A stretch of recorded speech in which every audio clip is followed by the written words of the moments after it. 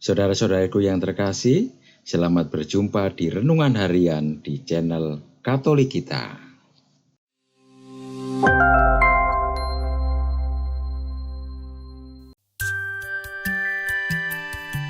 Hari ini, Kamis, 23 Mei 2024, Pekan Biasa ke-7.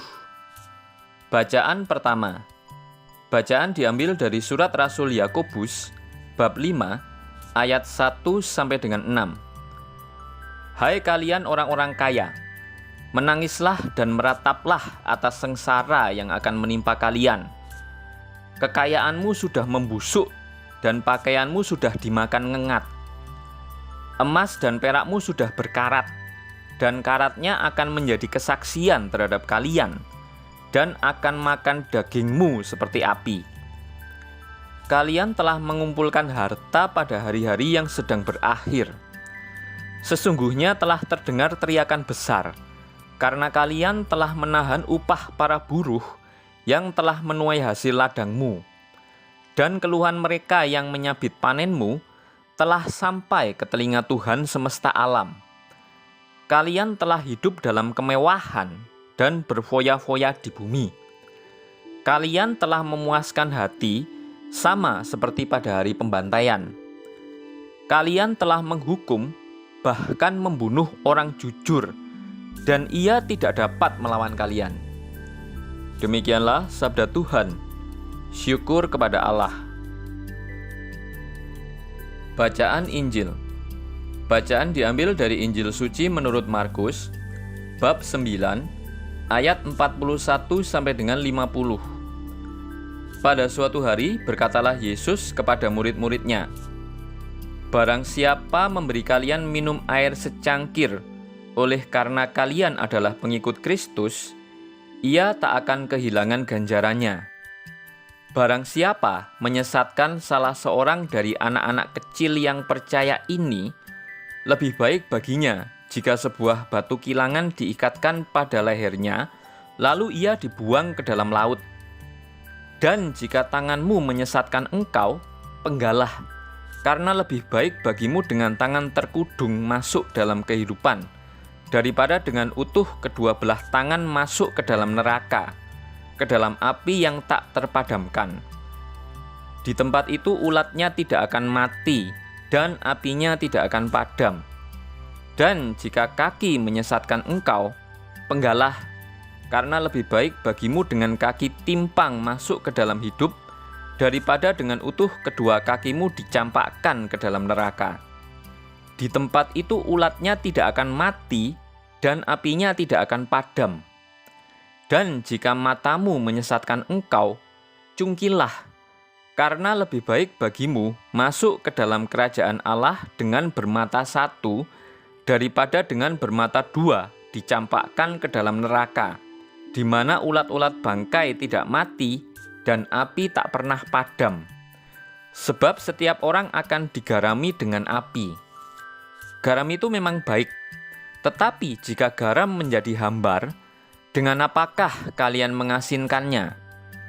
Hendaklah kalian selalu mempunyai garam dalam dirimu dan selalu hidup berdamai seorang dengan yang lain. Demikianlah sabda Tuhan. Terpujilah Kristus. Dalam bacaan pertama, Rasul Yakobus melayangkan sebuah teguran bagi orang-orang kaya agar menggunakan kekayaannya dengan bijaksana. Kekayaan itu tidak abadi sebab dapat membusuk dan dimakan ngengat. Bahkan emas perak sekalipun dapat berkarat dan musnah. Dalam bacaan kedua, Yesus menyatakan lebih baik kehilangan salah satu anggota tubuh yang menyesatkan daripada dengan tubuh yang utuh masuk ke dalam neraka. Kehadiran orang Kristiani hendaknya menjadi garam yang menyedapkan kehidupan. Dalam hidup sehari-hari, garam digunakan untuk mengawetkan makanan serta memberikan cita rasa yang kuat dalam sebuah masakan. Tanpa garam, makanan akan cepat menjadi rusak dan masakan akan terasa hambar. Demikian pula lah kehadiran para murid Tuhan Yesus di tengah dunia.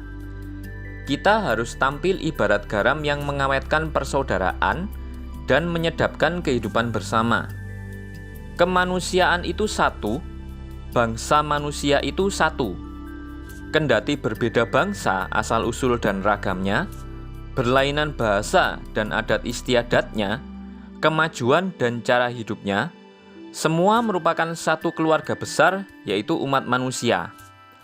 Demikian juga, kendati tampak dalam kodrat laki-laki dan perempuan.